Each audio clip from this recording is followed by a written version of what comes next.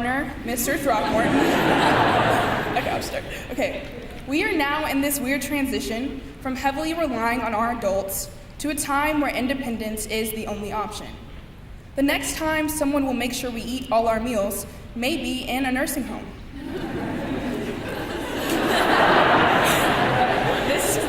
This transition is also known as growing up.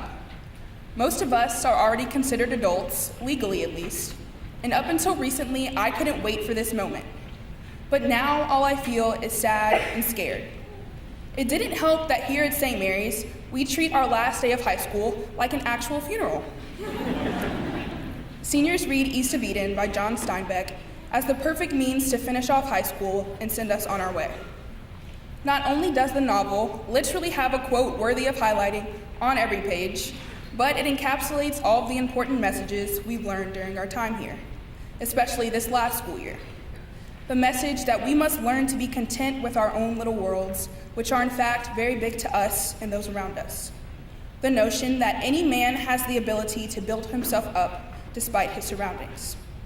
The lesson to be a voice for any marginalized people who have been stifled of their own.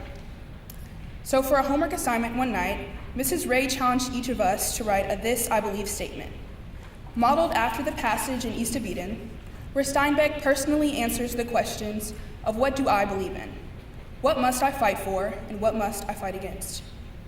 My original plan for this speech was to read a little portion of all 65 "This I Believe" statements, so that I could share just how insightful each and every member of this class is.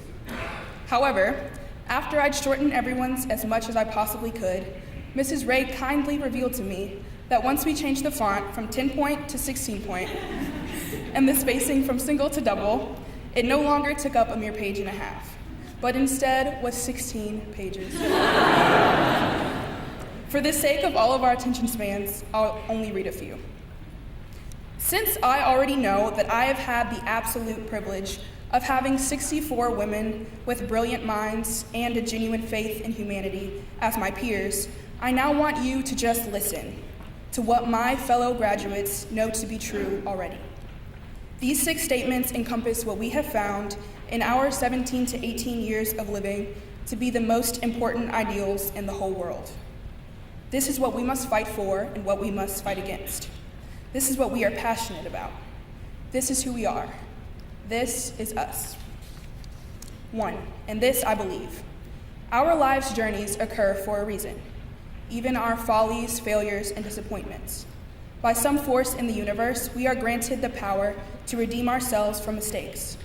It is only an ignorance of the soul and a lack of willpower that bars our potential to rise again. We are presented multiple paths to achieve our set conscience and persona.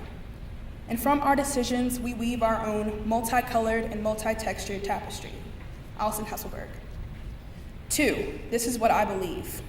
People need people. In this world, fear spreads, but luckily so does love. Through my family's hugs, my peers' words, my peers' laughter, my teachers' words. This I would fight for. Second chances always. And forgiveness who extends her dainty yet sure fingers towards us. And this is what I must fight against. The weapons that we point outwards with our averted eyes and turned backs, just as much as the ones we point inwards. Sneha Sharma. 3, this I believe. Everything is true because nothing is true. Who's to say what I believe holds any more truth than what someone else believes just as ardently? I choose to believe we are both right.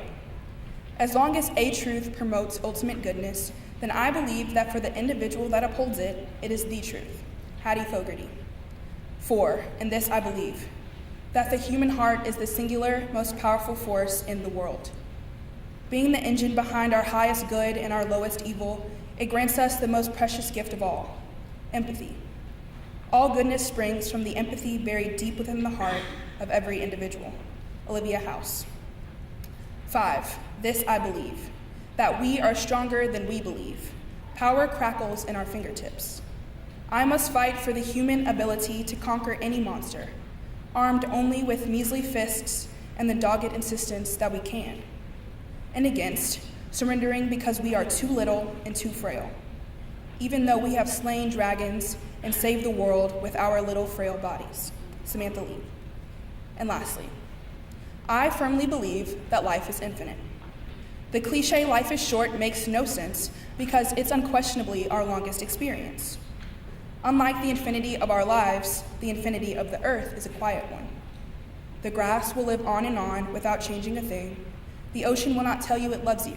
It just exists, and that's beautiful and it's okay.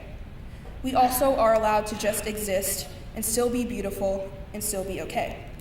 And still, I believe, be infinite. I'm okay with that being all there is, but sometimes in my dreams, I'm in the desert and I feel God. So maybe there's that too. The infinity of grass and the infinity of me and the infinity of God. Savannah Grinsman. Of course, there were so many more that spoke about injustice and equality, about the importance in having debates without condescension or cruelty, about the dangers in blindly pursuing progress at the expense of human interaction. And as one future gamer argued, Fortnite is the most rigged game to ever be created by Epic Games.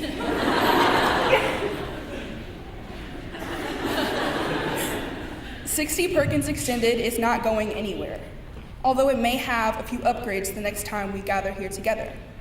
After today, St. Mary's will no longer be a part of our daily routines, but it will always be the place that laid the foundation for the people we are going to be, for the people we already are. This is true whether you've been here just 2 years, or since the 7th grade, or for your whole life.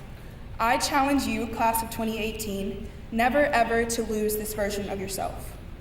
Of course, we must always strive to do better and be better and know more, but your belief that no person is exempt from deserving love, or that we are all granted with potential, that truly liberating word that tells us, thou mayest, is no small feat. If we do stay true to who we are right here and now, I know that this world will feel our impact. On behalf of the class of 2018, I would like to say thank you to every individual sitting in these pews for making our years here full of so much light and so much life. I know this is news to no one, but we would not and could not be the women we are without you. So one last time, we say thank you.